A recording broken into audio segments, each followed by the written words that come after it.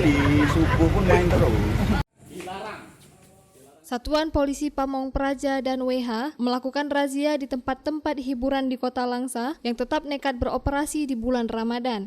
Sejumlah tempat hiburan di Kota Langsa yang tetap nekat beroperasi di bulan Ramadan ini akan ditertibkan sesuai dengan maklumat panduan pelaksanaan syariat Islam dan ibadah pada bulan suci Ramadan 1445 Hijriah yang dikeluarkan oleh Forkopimda Kota Langsa. Kepala Bidang Ketertiban Umum dan Ketentraman Masyarakat, Koko Hendrawan Syah mengatakan, sebanyak 30 batang tongkat biliar berhasil disita saat melakukan razia. Selain itu, Satpol PP juga berhasil mengamankan beberapa pengunjung karaoke yang masih menyanyi hingga pukul 12 malam waktu Indonesia bagian Barat.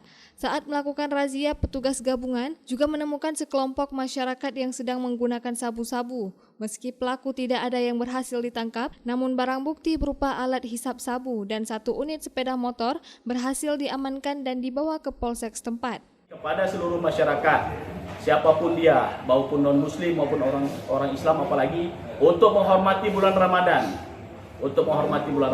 Kami tidak melarang kita melakukan mencari nafkah, berjualan.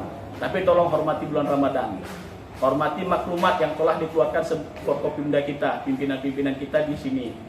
Apabila nanti terdapat gangguan ataupun pelanggaran, kami akan melakukan penindakan sesuai hukum yang berlaku. Tolong dihormati.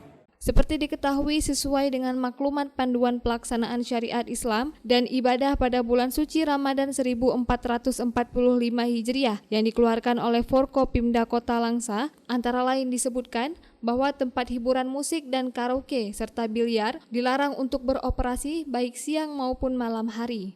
Jika melanggar maklumat tersebut, Satuan Polisi Pamong Praja dan WH Kota Langsa akan mengambil tindakan tegas dengan memberikan peringatan keras kepada pemilik usaha hiburan dan menyita barang yang ada. Dan apabila tetap nekat beroperasi, maka akan dilakukan penyegelan di tempat usaha tersebut. Dari Langsa, Seli Novita melaporkan untuk Puja TV Aceh.